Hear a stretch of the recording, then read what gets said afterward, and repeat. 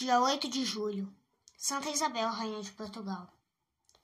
Ano de 1336. Santa Isabel, filha de Pedro III, rei de Aragão, nasceu em 1217. Menina de tenra idade, fornecia indícios indubitáveis de futura santidade, tanto pela grande caridade e compaixão que tinha aos pobres, como pelo amor com que se dedicava à oração e às práticas de piedade. A igreja era seu lugar predileto, onde passava horas rezando. Quando tinha 8 anos, rezava o divino ofício diariamente, costume que conservou durante toda a vida. Menina ainda jejuava todos os sábados das vigílias das festas marianas. Todo o exterior, o modo de falar e agir, interpretava-lhe nitidamente o grande amor por este coração.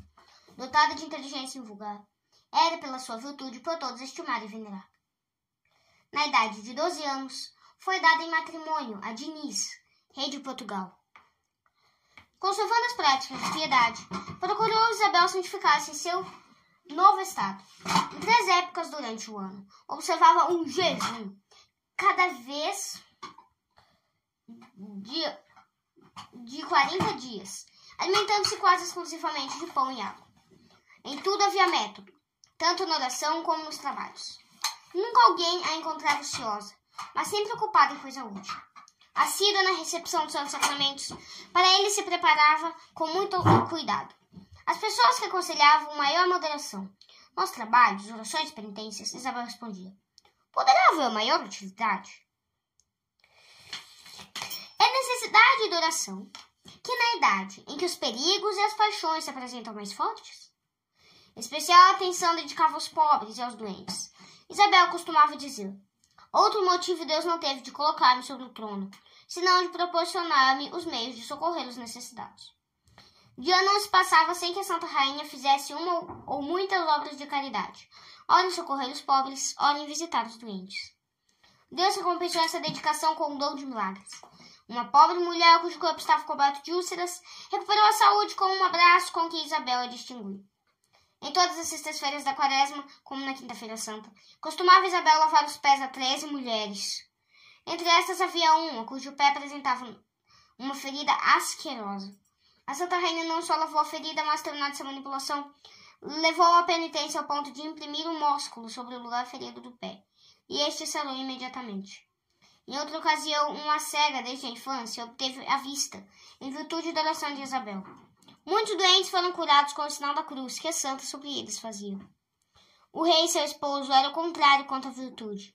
Embora Isabel lhe soubesse os desregramentos e muito se entristecia ao ver os crimes que Diniz cometia contra Deus, nunca proferiu uma palavra sequer de queixa, mas com uma paciência invencível suportava o marido, pedindo a Deus sua salvação.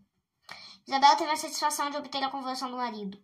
Aconteceu que um pajem tivesse a triste ousadia de fazer ao rei a falsa denúncia de relações ilícitas mantidas pela rainha com um jovem fidalgo que auxiliava na distribuição de esmolas.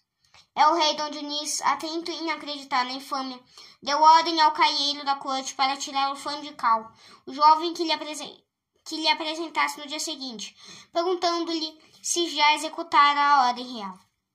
Ora, o encarregado dessa missão assassina foi justamente o jovem escudeiro da rainha, que, cônscio da sua inocência sem preocupações, se dirigiu à caieira.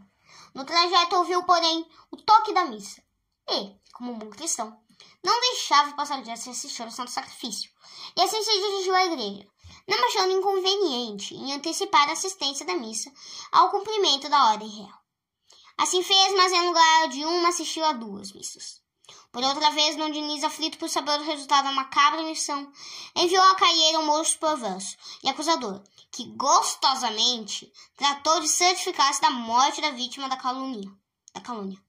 Mal chegou à presença do mestre da caieira, que este, surdo aos protestos e súplicas do gentil homem, mandou lançá-lo ao forno incandescente. Decorridos poucos minutos, apareceu o moço, caluniado, dirigindo ao mestre a pergunta, como lhe foi ordenado pelo rei. Obtendo resposta afirmativa, voltou ao palácio, transmitindo ao rei o recado dito. Dom Diniz muito se admirou de ver em sua presença, vivo, aquele que morto devia estar. Imediatamente fez indagações. Ciente de tudo, reconheceu a patente intervenção da divina providência na defesa dos dois inocentes.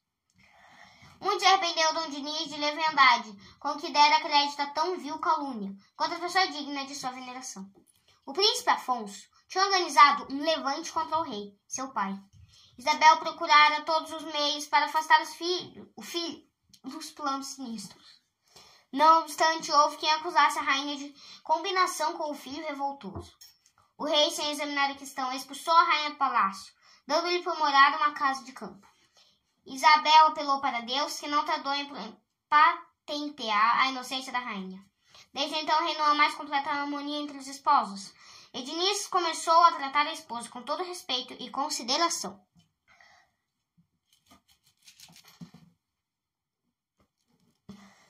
Caindo gravemente doente, Isabel não se lhe afastou da cabeceira. Não só lhe foi a enfermeira mais dedicada, mas preparou-o com todo cuidado e amor para a recepção dos últimos sacramentos. Dinis morreu cristamente. Isabel pediu a admissão no convento das religiosas de Santa Clara, em Coimbra, de que era fundadora. As religiosas, porém, fizeram-lhe ver que sua presença no mundo seria muito mais útil do que no convento. Isabel habitou então uma casa nas proximidades do convento e começou uma vida, só de Deus, a serviço dos pobres e doentes. 2 peregrinações fez a Compostela, na Espanha. A primeira, logo depois da morte do marido, e a segunda por ocasião do jubileu. Esta última foi feita a pé, em companhia de 2 empregadas, fazendo as 3 romeiras a penitência de viver das esmolas que pediu. Da volta da segunda peregrinação, soube de uma guerra que ia arrebentar entre o filho Afonso e um rei vizinho e parente. Isabel, que deixou o dom de reconciliar os exaltados e inimizades, pôs-se entre os 2 litigantes e obrigou-os a fazerem as pazes. Tendo chegado a Extremadura, Isabel adoeceu gravemente. Pressentindo a morte, para ela se preparou com todo fervor. Vestida de Clarissa, recebeu de joelhos o Santíssimo Viático. Próxima à morte, deu conselhos aos filhos de conservar a paz e procedeu sempre cristamente. Entre as dores da doença, repetiu muitas vezes a ejaculatória. Ó Maria, Mãe das Graças, Mãe de Misericórdia, defendei-me contra o espírito maligno e recebei-me na hora da morte. Isabel morreu em 1336, na idade de 65 anos. 300 anos depois da morte, foi-lhe o corpo encontrado sem sinal de corrupção, exalando perfume deliciosíssimo. Grandes milagres Deus se dignou fazer no túmulo de sua serva. Isabel foi canonizada pelo Papa Urbano VIII, no ano de 1625. Reflexões. Da santa vida de Isabel, todos podem aprender. Primeiro, a mocidade vê nela um modelo para santificar os anos da infância, pela oração, pela obediência e pelo respeito na casa de Deus. 2. Os jovens de ambos os sexos aprendem os meios de conservar-se na modéstia e castidade, que são oração, jejum e recepção frequente dos santos sacramentos. Terceiro, os casados devem imitar o exemplo de suportar com paciência os defeitos da outra parte, tratar-se com caridade, prestar-se um mútuo socorro quando as circunstâncias exigirem, e interessar-se vivamente pela sua alma. 4. Pessoas vivas têm em Isabel o modelo da modéstia cristã, que evita os prazeres, os divertimentos e as vaidades do mundo, para com tanto mais facilidade se poder dedicar à obra de caridade e piedade. 5. Aqueles que, com a mercê de Deus, ocupam um lugar eminente na sociedade, devem imitar a Santa Rainha na humildade e na caridade, aproveitando-se de muitas ocasiões que se lhes deparam, para praticar o bem em honra de Deus e para o consolo dos pobres e aflitos.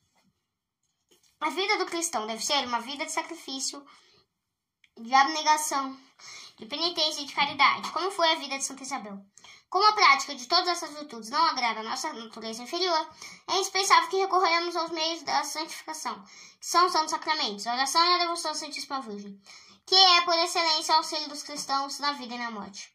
Quem quer alcançar uma graça de Deus, de sua boa aventura, recorra com muita confiança e devoção a Maria, pois ela é a rainha da misericórdia, que não nega o que lhe pedem os que se lhe dirigem.